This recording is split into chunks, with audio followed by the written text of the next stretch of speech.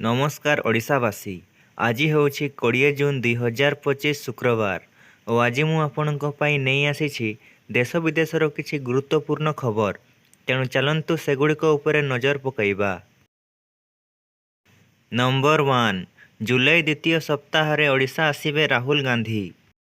ओडिशा आसिबे विरोधी दल नेता राहुल गांधी। राहुलंक सह कांग्रेस दल अध्यक्ष मल्लिकार्जुन खड़गे मध्य ओडिशा गस्त करिवे। भुवनेश्वर रे कांग्रेस तरफरु हेबाकु जाउछि बड़ समावेश, जेउथिरे सामिल हेबे राहुल गांधी और दलीय अध्यक्ष। राज्य रे आईन श्रृंखला परिस्थिति और वर्षकर सरकार विफलता को नहीं एही समावेश करिबो कांग्रेस। जुलाई 9 रे राहुल गांधी ओडिशा रे आसी पहुँचे। बहुत दिन धरी राहुल गांधी ओडिशा आसी नाहांती। दीर्घ दिन पर राहुल ओडिशा आसुथिबा कहिसंती राज्य पीसीसी सभापति भक्त दास।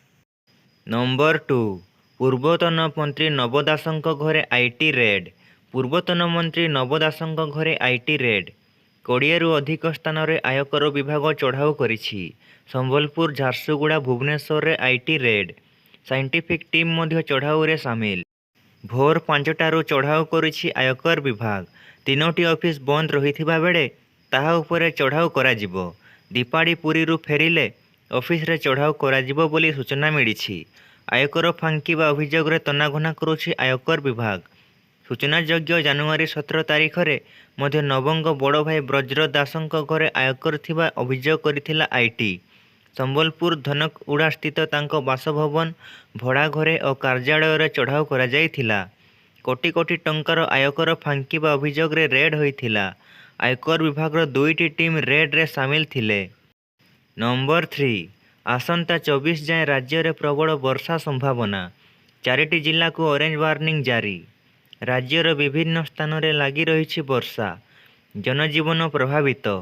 आज 4 जिले में प्रबल रु अति प्रबल वर्षा संभावना। झारसुगुड़ा, संबलपुर, सुंदरगढ़ और केन्दुझर पर ऑरेंज अलर्ट जारी करा जाइछि। सेहीपरि प्रबल वर्षा पर देवगढ़, अनुगुड़, मयूरभंज, बरगढ़ एवं सोनपुर को येलो अलर्ट जारी करा जाइछि। समुद्र अशांत रहिथिबारु आसंता काली जाए समुद्र मध्य को न जिबाकु मत्स्यजीवी को बारण करा जाइछि। गंगेय, पश्चिमबंग एवं संलग्नवर्ती अंचल रे सुदृश लघुचाप क्षेत्र रहिछि। यह उत्तर पश्चिम दिगरे झारखंड को मुहाइबार संभावना रहिछि। प्रभाव रे आसंता 22 तारीख पर्यंत लगी रहिबो वर्षा। नंबर 4, आज ओडिशा आसिबे मोदी। सुरक्षा रे नियुक्त हेबे 133 प्लाटून फोर्स। ओडिशा आसुछंती प्रधानमंत्री नरेंद्र मोदी। बीजेपी सरकार रो वर्षपूर्ति अवसर रे आयोजित कार्यक्रम रे जोग देबे। मोदी गस्त पर पुलिस कमिश्नर अध्यक्षतार बसिथिला समीक्षा बैठक। मोदी को सुरक्षा रे नियुक्त रहिबे 133 प्लाटून पुलिस फोर्स। यह 59 जन डीसीपी रैंकर ऑफिसर, 33 जन अतिरिक्त डीसीपी, 93 जन डीएसपी, 106 जन इंस्पेक्टर एवं 450 जन अन्य पुलिस कर्मचारी नियोजित रहिबे। भुवनेश्वर विमान बंदररू एजी छकरू राजभवन, राजभवनरू गोलेईरू जयदेव विहार एवं जयदेव विहार छकरू जनता मैदान रहिबो प्रधानमंत्री को रूट लाइन। केवल 25 प्लाटून फोर्स रूट लाइन रे मुतयन हेबे। रूफटॉप सुरक्षा व्यवस्था सह साधा पोशाक रे पुलिस ऑफिसर नियोजित रहिबे। सेंट्रल एजेंसी सह कमिशनरेट पुलिस मिहि सुरक्षा व्यवस्था जांच करुछंती। Number 5, operation Sindhu. ईरान रु स्वदेश फेरिले 110 जन भारतीय। ईरान रु भारतीयों को फेरैबा पई भारतर ऑपरेशन सिंधु। आज भारत फेरिछंती 110 जन भारतीय छात्र। ईरान रु आर्मेनियार राजधानी भेरेहान दे समस्ते दिल्ली फेरिछंती। एही 110 जन भारतीय छात्र छात्री मध्य 90 जन काश्मीरी थिबा सूचना मिलिछि। यह सहित ईरान रे थिबा प्रवासी भारतीयों को सुरक्षित स्थान को जिबारे सहयोग करुछि भारतीय दूतावास। एमानंकु तेहरान स्थित भारतीय दूतावास सह इमरजेंसी हेल्पलाइन जरिया रे जोगाजोग करिबाकु कुहा जाइछि। एथि सहित नुआ दिल्ली रे वैदेशिक मंत्रालय पक्षरु 24 घंटिया कंट्रोल रूम खोला जाइछि। नंबर 6, कमिबो विमान बंदर पाखर घर और गछर उच्चता। केंद्र सरकारों पक्षर प्रकाश पाइला विज्ञप्ति। अहमदाबाद विमान दुर्घटना पर चेतिला केंद्र सरकार। एणिकी विमान बंदर निकट में रही घर और गछर उच्चता कमिबो। एने केंद्र सरकार विमान अधिनियम 2024 रे किसी परिवर्तन आनी नुआ विज्ञप्ति प्रकाश करिसंती। आउ विमान बंदर निकटरे रहिबनी उच्च अट्टालिका किंबा बड़ गछ। नंबर 7 चिंता बढ़ाऊँच झाड़ा बांती। आज 3टी जिला गस्तरे जिबे राज्य टीम। जाजपुर आरंभ होइथिबा एही कलेरा आखापाख जिला को व्यापीबारे लागिछि। एपटे ग्राउंड जीरो को जाई होइजा स्थितिर अनुध्यान करिबा पई आज 3टी जिला गस्तरे जीव राज्य टीम। जाजपुर कटक और भद्रक गस्तरे जीव राज्य स्तरीय टीम। वर्तमान सुधा 10 जनक डायरिया रे मृत्यु होइछि। पानी पाई व्यापीछि डायरिया। गतकाले झाड़ाबांती व्यापी थिबा अंचल रे जांच परे एही रिपोर्ट देइछि केंद्रीय टीम। सूचना मुताबक केंद्रीय टीम जलर उत्स को चिन्हट करी विशोधन करिबा और पानी को फुटाई ठंडा करी व्यवहार करिबा उपरे केंद्रीय टीम गुरुत्व देइछंती। विभिन्न पानी फैक्ट्री गुड़िकर मान जांच अधिक संवेदनशील जिला जाजपुर भद्रक और केन्दुझर उपरे अधिक फोकस करिबा लागि कहिछंती। नंबर 8 यात्री सुरक्षा दृष्टि सरकार बड़ निष्पत्ति। ए वर्ष अमरनाथ को विमान सेवा बंद। जुलाई 3 रु प्रसिद्ध अमरनाथ यात्रा आरंभ होबाकू जाउछि। एथिपाई समस्त प्रस्तुति चूड़ांत पर्यायर पहुंचीथिबा बेले ए वर्ष श्रद्धालुंको पई हेलिकॉप्टर सेवा उपलब्ध हेबो नाही बोली जणा पड़िछि। जम्मू काश्मीर उपराज्यपालଙ୍କ निर्देश क्रमे श्री अमरनाथ साइन बोर्ड पक्षरु यह घोषणा करा जाइछि। श्रद्धालु माने दुईटी रास्ता यथा पहलगांव और बालताल दे अमरनाथ गुंफा को यात्रा करिथांती। ए वर्ष श्रद्धालुंकु चली चली खच्चर किंबा पालिंकी रे गंतव्य स्थल जीवाकू पड़िबो। निकटरे उत्तराखंड केदारनाथ रे हेलिकॉप्टर दुर्घटनाग्रस्त होई पायलट समते 7 श्रद्धालुंक मृत्यु घटिछि। एहाकू मिसाई केदारनाथ रे 5 थर हेलिकॉप्टर दुर्घटना होई सारिलाणी। एही परिप्रेक्षी रे प्रतिकूल पाग जोगु अमरनाथ को हेलिकॉप्टर सेवा विपदजनक होई पारे बोली आशंका करा जाउछि। इतिमध्य अमरनाथ यात्रार प्रस्तुति को नहीं केंद्र स्वराष्ट्र सचिव गोविंद मोहनଙ୍କ अध्यक्षतार एक उच्चस्तरीय बैठक अनुष्ठित हो जाइछि। जुलाई 1 रु अगस्त 10 पर्यंत अमरनाथ रूट को नो फ्लाई जोन घोषणा करा जाइछि। एही समय रे एही रूट रे उड़ुथिबा कोनोसी विमान हेलिकॉप्टर किंबा ड्रोन को गुड़ी करी खसाई देबाकू सुरक्षाकर्मी को निर्देश दिया जाइछि। नंबर 9 पुणी जरूरी कालीन अवतरण कला इंडिगो विमान। विमान रे थिले 180 जन यात्री। इंडिगो विमानर जरूरी अवतरण। दिल्ली विमान बंदर रे जरूरी अवतरण कला इंडिगो विमान 6E 2006। दिल्ली रु लेह पई उड़ाण भरिथिला एही विमान। तेबे उड़ाण भरिवार किछि समय मध्य विमान रे देखा देइथिला यांत्रिक त्रुटि, जहा फल विमान को फेराई अणा जाइथिला। यात्री सुरक्षा दृष्टि विमान को दिल्ली एयरपोर्ट रे जरूरी अवतरण करा जाइथिला। विमान रे मोट 180 जन यात्री थिले। अवतरण पर समस्त यात्री सुरक्षित थिवा सूचना। अहमदाबाद विमान दुर्घटना पर एबे प्रतिदिन सामना को आसुछि गोटे पर गोटे विमान को नहीं अघटनार खबर। केउठी यांत्रिक त्रुटि तो केउठी गेट बंद हो जाउछि। विमान को नहीं एमिति खबर आसुथिबारु यात्री माने भयभीत अछंती। नंबर 10 ईरान सह युद्ध करिबो अमेरिका। आक्रमण योजना को अनुमोदन देले राष्ट्रपति। ईरान विरोध रे युद्ध मैदान को एंट्री करिबाकू जाउछि शक्तिशाली राष्ट्र अमेरिका। अमेरिका राष्ट्रपति डोनाल्ड ट्रंप ईरान उपरे आक्रमण योजना को अनुमोदन करिसंती। से चूड़ांत निर्देश पई अपेक्षा करिबाकू कहिसंती। ट्रंप तांको वरिष्ठ सहकर्मी सह एक गुरुत्वपूर्ण बैठक करिथिले। एही समय रे से आक्रमण को अनुमोदन करिथिले। से कहिथिले जे चूड़ांत निर्देश पर आक्रमण कराजिबो। से देखिबाकू कहिथिले जे ईरान एहार परमाणु कार्यक्रम छाड़िबाकू राजी अछि कि नाही। रॉयटर्स एहार रिपोर्ट्स रे वॉल स्ट्रीट जर्नाल रो खबर को स्पष्ट करिछि। रिपोर्ट रे बैठक रे उपस्थित 3 जन व्यक्ति ए विषय रे कहिसंती। रॉयटर्स रिपोर्ट रे कुहा जाइछि राष्ट्रपति आशा करुछंती जे इस्राएली आक्रमण रे सामिल हेबार आशंका हेतु तेहरान तार परमाणु कार्यक्रम छाड़िबो।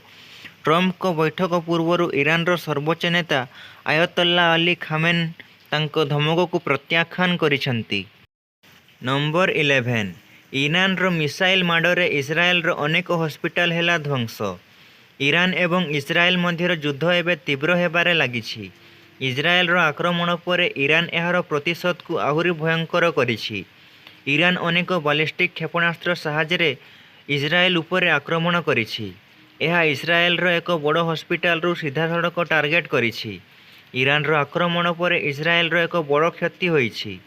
ଇରାନ ଇସ୍ରାଏଲର ଦକ୍ଷିଣରେ ଥିବା ଇସ୍ରାଏଲର ସରକ ମେଡିକାଲ ସେଣ୍ଟର ଉପରେ ଆକ୍ରମଣ କରିଛି। ଇରାନର କ୍ଷେପଣାସ୍ତ୍ର ମାଡ଼ରେ ଇସ୍ରାଏଲର ଅନେକ ହସ୍ପିଟାଲ କ୍ଷତିଗ୍ରସ୍ତ ହୋଇଛି। ସେଠାରୁ ଧୂଆଁ ବାହାରିବାର ଦେଖିବାକୁ ମିଳିଛି। କେବଳ ସେତିକି ନୁହେଁ, ଏକ ଲାଇଭ୍ କାର୍ଯ୍ୟକ୍ରମକୁ ସମ୍ବୋଧନ କଲାବେଳେ ଇରାନର ସର୍ବୋଚ୍ଚ ନେତା ଆୟତୋଲ୍ଲା ଖାମେନି ଘୋଷଣା କରିଛନ୍ତି ଯେ ଦେଶ ଏକତାରେ ରହିଛି ଏବଂ ବାହ୍ୟ ଚାପ ଆଗରେ ମୁଣ୍ଡ ନୁଆଁଇବ ନାହିଁ। ନମ୍ବର 12 6.5% ହାରରେ ବଢ଼ିବ ଦେଶର ଅର୍ଥନୀତି। ଚଳିତ ଆର୍ଥିକ ବର୍ଷ 2025-26 ପାଇଁ ଭାରତର ବାସ୍ତବିକ ଘରୋଇ ଉତ୍ପାଦ ଜିଡିପି ବୃଦ୍ଧି ହାର 6.5%ରୁ ଅଧିକ ରହିବ। ପ୍ରତିଷ୍ଠିତ ରେଟିଂ ଏଜେନ୍ସି ଇକ୍ରା ଏହି ଅନୁମାନ କରିଛି। ଏଜେନ୍ସି ନିଜ ଆଉଟଲୁକ୍ରେ କହିଛି ଯେ ଏହି ଅବଧିରେ ଦେଶର ଜିଭିଏ ବୃଦ୍ଧି 6.3%ରୁ ଅଧିକ ରହିବ। ଜିଡିପି ଦେଶ ଭିତରେ ଉତ୍ପାଦିତ ବସ୍ତୁ ଓ ସେବାର ମୋଟ ମୂଲ୍ୟକୁ ନିର୍ଦ୍ଧାରିତ କରୁଛି। ଅନ୍ୟପଟେ ଜିଭିଏ ଉତ୍ପାଦିତ ବସ୍ତୁ ଓ ସେବାର ମୋଟ ମୂଲ୍ୟରେ ମଧ୍ୟବର୍ତ୍ତୀ ବସ୍ତୁ ଓ ସେବାର ଖର୍ଚ୍ଚ ହ୍ରାସ ପରେ ମିଳିଥାଏ। ରିପୋର୍ଟରେ ଖାଉଟି ମୂଲ୍ୟ ସୂଚକାଙ୍କ ସିପିଆଇ ଆଧାରରେ ଦର ବୃଦ୍ଧି ହାର 4.2%ରୁ ଅଧିକ ରହିବା ନେଇ ଅନୁମାନ କରିଛି। ଅନ୍ୟପଟେ ହୋଲସେଲ ମୂଲ୍ୟ ସୂଚକାଙ୍କ ଡବ୍ଲ୍ୟୁପିଆଇ ଚଳିତ ଆର୍ଥିକ ବର୍ଷ ପାଇଁ 2.7%ରୁ ଅଧିକ ରହିବ। ସେହିପରି ରାଜସ୍ୱ ନିଅଣ୍ଟ ଜିଡିପିର 4.4% ରହିପାରେ।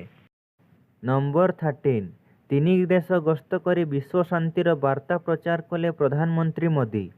ଭାରତ ଏବଂ କ୍ରୋଏସିଆ ବିଶ୍ୱ ଶାନ୍ତି, ଗଣତାନ୍ତ୍ରିକ ମୂଲ୍ୟବୋଧ ଓ ଅନ୍ୟାନ୍ୟ କ୍ଷେତ୍ରରେ ଭାଗିଦାରିତା ଲାଗି 4ଟି ବୁଝାମଣାପତ୍ରରେ ସ୍ୱାକ୍ଷର କରିଛନ୍ତି।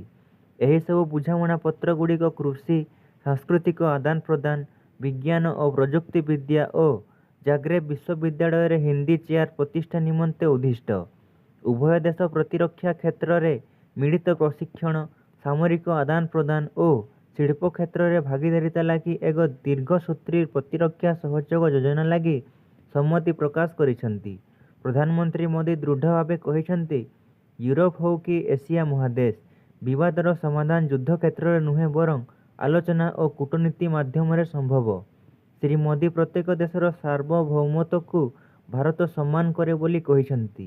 କାଲି ପ୍ରଧାନମନ୍ତ୍ରୀ ନରେନ୍ଦ୍ର ମୋଦି କ୍ରୋଏସିଆ, କାନାଡା ଓ ସାଇପ୍ରସ ଗସ୍ତ କରି ନୂଆଦିଲ୍ଲୀ ପ୍ରତ୍ୟାବର୍ତ୍ତନ କରିଛନ୍ତି। ନମ୍ବର 14 ଆଜି 19,000 କୋଟିର ପ୍ରକଳ୍ପର ଶିଳାନ୍ୟାସ ଓ ଉଦ୍ଘାଟନ। 105ଟି ପ୍ରକଳ୍ପର ଶିଳାନ୍ୟାସ ଓ ଉଦ୍ଘାଟନ କରିବେ ପ୍ରଧାନମନ୍ତ୍ରୀ। ଆଜି 19,000 କୋଟିର ପ୍ରକଳ୍ପର ଶିଳାନ୍ୟାସ ଓ ଉଦ୍ଘାଟନ। 105ଟି ପ୍ରକଳ୍ପର ଶିଳାନ୍ୟାସ ଓ ଉଦ୍ଘାଟନ କରିବେ ପ୍ରଧାନମନ୍ତ୍ରୀ ନରେନ୍ଦ୍ର ମୋଦି। ସୂଚନା ଦେଲେ ରାଜ୍ୟ ବିଜେପି ସଭାପତି ମନମୋହନ ସାମଲ। ପାଖାପାଖି 2 ଲକ୍ଷ ଲୋକ ପ୍ରଧାନମନ୍ତ୍ରୀଙ୍କୁ ସ୍ୱାଗତ କରିବେ।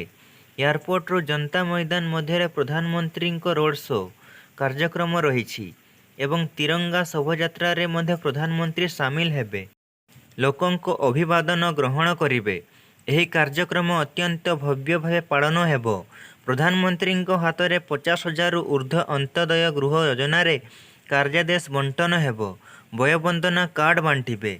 ଲକ୍ଷପତି ଦିଦିଙ୍କୁ ଭେଟିବା କାର୍ଯ୍ୟକ୍ରମ ସ୍ଥିର ହୋଇଛି। ଏହାସହ ଆଉ ଏକ ଗୁରୁତ୍ୱପୂର୍ଣ୍ଣ ଯୋଜନାର ବାବଦରେ ପ୍ରଧାନମନ୍ତ୍ରୀ ଘୋଷଣା କରିବାର କାର୍ଯ୍ୟକ୍ରମ ରହିଛି। ପଞ୍ଚାୟତିରାଜ ବିଭାଗ ନୋଡାଲ ବିଭାଗ ହେବ। ଏହି ଅବସରରେ ଯୋଜନା ସହ ବିଭିନ୍ନ ପ୍ରକଳ୍ପର ଶିଳାନ୍ୟାସ ଓ ଉନ୍ମୋଚନ କରିବେ ପ୍ରଧାନମନ୍ତ୍ରୀ। ନମ୍ବର 15 ରାଜ୍ୟରେ ଡାଇରିଆ ସ୍ଥିତି ନିୟନ୍ତ୍ରଣାଧୀନ, କହିଲେ ସ୍ୱାସ୍ଥ୍ୟମନ୍ତ୍ରୀ। ରାଜ୍ୟରେ ଡାଇରିଆ ସ୍ଥିତି ନିୟନ୍ତ୍ରଣାଧୀନ କହିଲେ ସ୍ୱାସ୍ଥ୍ୟମନ୍ତ୍ରୀ।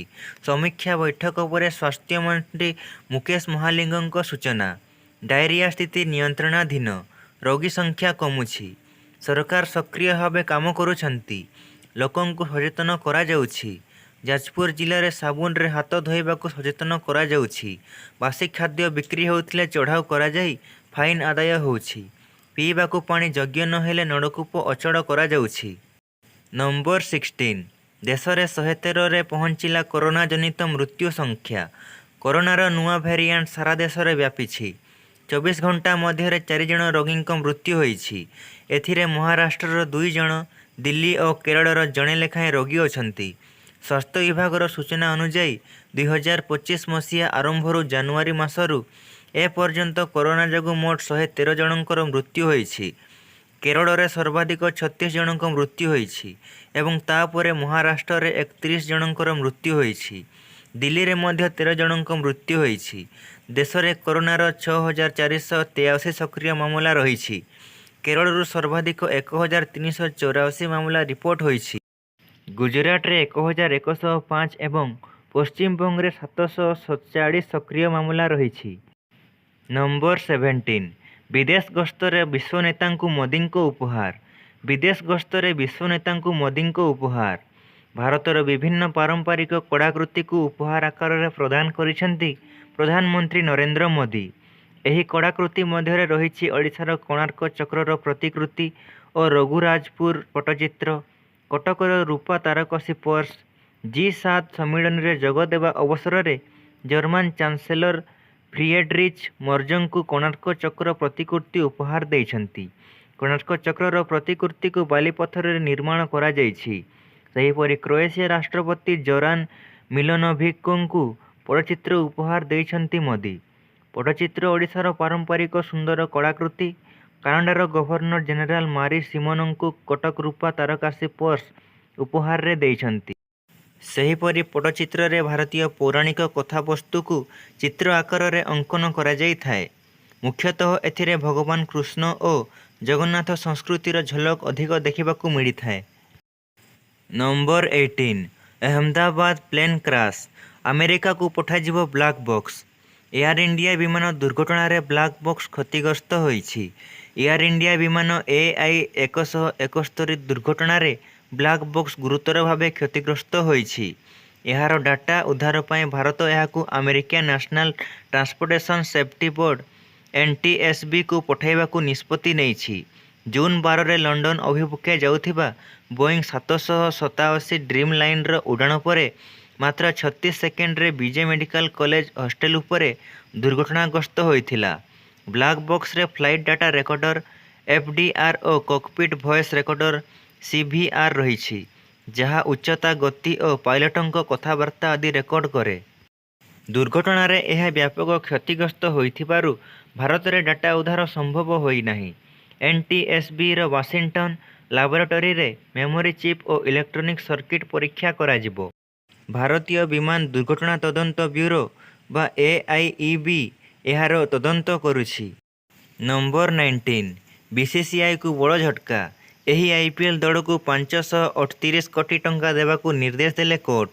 ଭାରତୀୟ କ୍ରିକେଟ ନିୟନ୍ତ୍ରଣ ବୋର୍ଡ BCCI ପାଇଁ ଏକ ବଡ଼ ଝଟକା ଭାବେ ବମ୍ବେ ହାଇକୋର୍ଟ ନିଷ୍କ୍ରିୟ IPL ଦଳ କୋଚି ଟସ୍କର କେରଳକୁ 538 କୋଟି ଟଙ୍କାର ବିପୁଳ ଅର୍ଥ ପରିଶୋଧ କରିବାକୁ ନିର୍ଦ୍ଦେଶ ଦେଇଛି।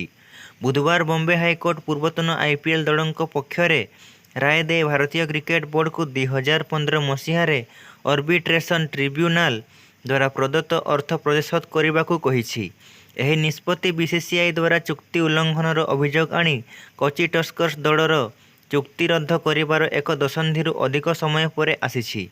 ମଙ୍ଗଳବାର ଜଷ୍ଟିସ RI ଚଗଲା BCCIର ଅର୍ବିଟ୍ରାଲ ଆୱାର୍ଡକୁ ଚ୍ୟାଲେଞ୍ଜ କରିଥିବା ଆବେଦନକୁ ଖାରଜ କରି ଦେଇଥିଲେ ଏବଂ ଅର୍ବିଟ୍ରେସନ ଓ ସମାଧାନ ଆଇନର ଧାରା 34 ଅନୁଯାୟୀ ବିଚାର ବିଭାଗୀୟ ହସ୍ତକ୍ଷେପର ସମିତି ପରିସରକୁ ପୁନଃ ନିଶ୍ଚିତ କରିଥିଲେ।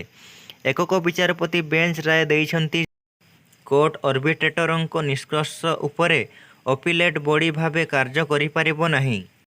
ନମ୍ବର 20 ସମସ୍ତ ଭିଉଅରସିପ୍ ରେକର୍ଡ ଭାଙ୍ଗିଲା IPL 2025। IPL 18ତମ ଟାଇଟଲ ହାସଲ କରିଥିବା ରୟାଲ ଚ୍ୟାଲେଞ୍ଜର୍ସ ବେଙ୍ଗାଲୁରୁ ଟୁର୍ଣ୍ଣାମେଣ୍ଟରେ ନୂଆ ଚାମ୍ପିୟନ ମିଳିଲା। IPL 2025 ଭିଉଅରସିପ୍ ମାମଲାରେ ଗତ ସମସ୍ତ ରେକର୍ଡ ଭାଙ୍ଗିଛି। ଚଳିତ ବର୍ଷ IPL ସିଜନକୁ ରୟାଲ ଚ୍ୟାଲେଞ୍ଜର୍ସ ବେଙ୍ଗାଲୁରୁ ପଞ୍ଜାବ କିଙ୍ଗସକୁ ହରାଇ ଜିତିଛି। ଅଫିସିଆଲ ବ୍ରଡକାଷ୍ଟର ଜିଓ ଷ୍ଟାର ମୁତାବକ IPL 2025 ଟିଭି ଏବଂ ଡିଜିଟାଲ ପ୍ଲାଟଫର୍ମରେ ମୋଟ 840 ବିଲିୟନ ମିନିଟରୁ ଅଧିକ ଦେଖାଯାଇଛି। 1 ମିଲିୟନରୁ ଅଧିକ ଲୋକ ଟୁର୍ଣ୍ଣାମେଣ୍ଟକୁ ଦେଖିଛନ୍ତି। IPL ଆରମ୍ଭ ମ୍ୟାଚରେ ଭିଉଅରସିପ୍ ଅଧିକ ରହିଥିଲା। ଜିଓ ହଟଷ୍ଟାରରେ ପ୍ରଥମ 3ଟି ମ୍ୟାଚ ପୂର୍ବ ବର୍ଷ ତୁଳନାରେ 40% ଅଧିକ ରହିଥିଲା, ଯାହାକୁ ମୋଟ 137 କୋଟି ଲୋକ ଦେଖିଥିଲେ। IPL 2025 ଫାଇନାଲ ମ୍ୟାଚ ଟି20 ଇତିହାସରେ ସବୁଠାରୁ ଅଧିକ ଦେଖାଯାଇଥିବା ମ୍ୟାଚ୍ ହୋଇଥିଲା। ଏହି ମ୍ୟାଚ୍କୁ ଅଲଗା ଅଲଗା ପ୍ଲାଟଫର୍ମରେ 31.7 ବିଲିୟନ ମିନିଟ୍ ୱାଚ୍ ଟାଇମ୍ ମିଳିଥିଲା, ଯାହା ଏ ପର୍ଯ୍ୟନ୍ତ ରେକର୍ଡ।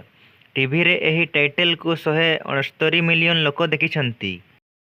ଡିଜିଟାଲ ପ୍ଲାଟଫର୍ମରେ 892 ମିଲିୟନ ଭିଡ଼ିଓ ଭ୍ୟୁ ଏବଂ 55 ମିଲିୟନ ଦର୍ଶକ ଦେଖିଛନ୍ତି। ଷ୍ଟାର ସ୍ପୋର୍ଟରେ 456 ବିଲିୟନ ମିନିଟ୍ ଲାଇଭ୍ କଭରେଜ୍ ଦେଇଥିଲା, ଯାହା ଟୁର୍ଣ୍ଣାମେଣ୍ଟ ପାଇଁ ସବୁଠାରୁ ଅଧିକ। ଧନ୍ୟବାଦ।